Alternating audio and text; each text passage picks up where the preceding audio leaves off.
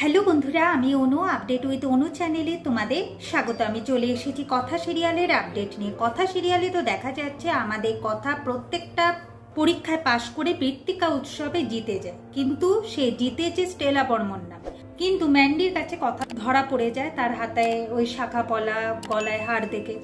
এরপর কথা নিজের থেকেই তার পরিচয় সবার সামনে আনে। সবাই ভাবে যে কথা নাকি ঠকিয়েছে, কিন্তু এভি বোঝায় যে কথা ঠকায়নি। বাড়ির কিছু কারণে কথা অন্য ছদ্মবেশ নিতে বাধ্য হয়েছিল, তবে ও এতগুলো পরীক্ষা কিন্তু নিজের উপস্থিত বুদ্ধিতে জিতেছে। সেটা ভাবুন।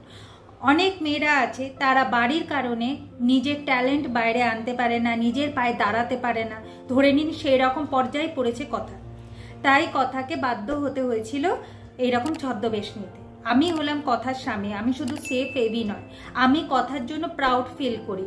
আর আপনাদেরও উচিত এই কথার পাশে দাঁড়ানো। কথার পাশে দাঁড়ানো মানে আরো অনেক মেয়ের পাশে দাঁড়ানো, যাদের মধ্যে ট্যালেন্ট থাকা সত্ত্বেও তারা নিজের পায়ে দাঁড়াতে পারছে না, কিছু করতে পারছে না পরিবারের রেস্ট্রিকশনের জন্য। তাহলে তারাও মনে সাহস পাবে আর এইভাবে এগিয়ে যাবে। আপনাদের উচিত নয় সেই দিকে দেখা। এরপর যারা বোঝে না, হ্যাঁ সত্যি যেটা সেফ এবি বলেছে ঠিকই বলেছে, এরপর কথা তো জিতে যায়। কথার হাতে তার স্বামী ট্রফি তুলে দেয়, গলায় মেডেল পরিয়ে দেয়, আর বাকিরাও খুব আনন্দ করে। কিন্তু বাড়িতে এসে শুরু হয়ে যায় ঝামেলা। শশীভূষণ গুহ প্রথমে এটা কিছুতেই মেনে নিচ্ছিল না, বলছিল যে বাড়ির মেয়ে বউরা বাইরে গিয়ে চাকরি করতে পারবে না। এভি অনেক বোঝানোর চেষ্টা করে, এর জন্য অনেক ঝামেলা হয়।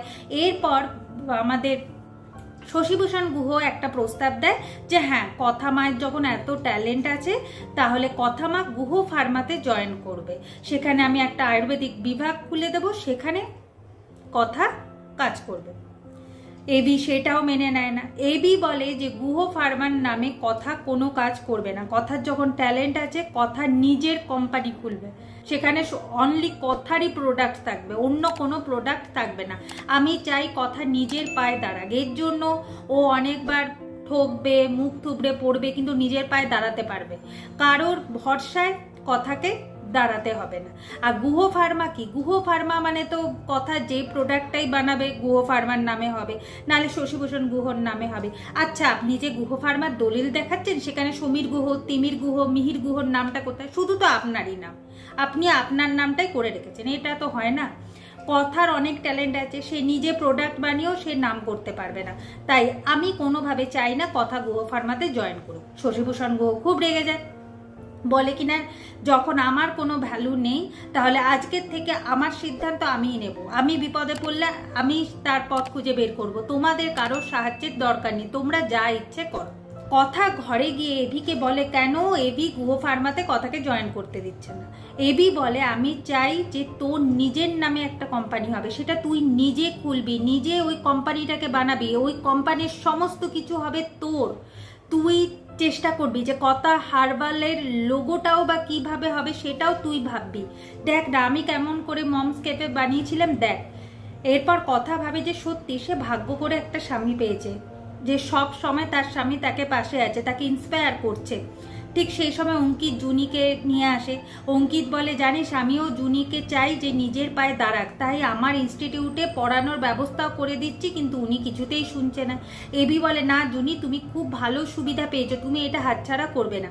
কিন্তু চিত্রা এসে সেটা কোনোভাবেই মেনে নিচ্ছিল না। সঞ্চিতা এসে চিত্রাকে বলে যে চিত্রার জন্য সঞ্চিতার আজকে স্বপ্ন পূরণ হয়নি। এমনকি লেখা, নূপুর এদেরও কি স্বপ্ন ছিল সেটা এই বাড়ির কেউ জানতেই পারেনি। তিমিরও বলে যে সত্যি তো, আমরা যদি চেষ্টা করতাম তাহলে এ বাড়ির বউরা নিশ্চয়ই কিছু করতে পারতো, বিশেষ করে নূপুর করতে পারতো। নূপুর কিছু করলে আজকে সে তার দুঃখটা ভুলে থাকতে পারতো না। কথা জুনির পাশে আমাকে দাঁড়াতেই হবে। শুধু তারা নয়, আমাদের প্রি অ্যানিও কথা জুনির পাশে দাঁড়াচ্ছে। তারা ভাবছে যে কথা জুনি যদি কিছু করতে পারে তারাও বাইরে গিয়ে কিছু করতে পারবে। সঞ্চিতা বলে শোন, এটা আমাদের উচিত নয় চিত্রা, যে ওদেরকে সামনের পথে এগিয়ে নিয়ে যাওয়া, ওদের পাশে থাকা। আমি এইটা তো কোনোভাবেই মেনে নেব না চিত্রা, তুই আমার অনেক ক্ষতি করেছিস, ওদের ক্ষতি করবি, আমি তো সেটা মেনে নেব না। আমি ওদের পাশে দাঁড়াবো। আর আমি এইবার বড় বউ হয়ে বলছি তোমরা এই কেরিয়ারে আরো আগে এগিয়ে যাও, তবে কর্তা দাদুকে অসম্মান করেন। উনি পুরনো দিনের মানুষ তো, তাই উনার চিন্তা ভাবনাটাও একটু পুরনো, কিন্তু ওনাকে বুঝালেই উনি ঠিক বুঝবে। কথা বলে আমি কর্তা দাদুকে বুঝাবো আর আমি সমস্ত কিছু সামলেই চলবো। কিন্তু চিত্রা ভাবে যে না, এই জুনিয়র অঙ্কিতকে আলাদা করবার জন্য আমাকে কিছু প্ল্যান করতে হবে। এরপর দেখবো যে সকালবেলায় তো কথা ব্রেকফাস্ট বানিয়ে যেমন সেরকম বানিয়ে ফেলেছে। এভিকে এসে বলে, এভি চায় যে কথা যাতে বাড়ির কাজটা কম করে কথা হার্বালের দিকে বেশি ফোকাস করে, আর কথা হার্বালের সমস্ত প্রোডাক্ট বানানোর জন্য বাড়ির সবাই কথাকে হেল্প করতে রাজি।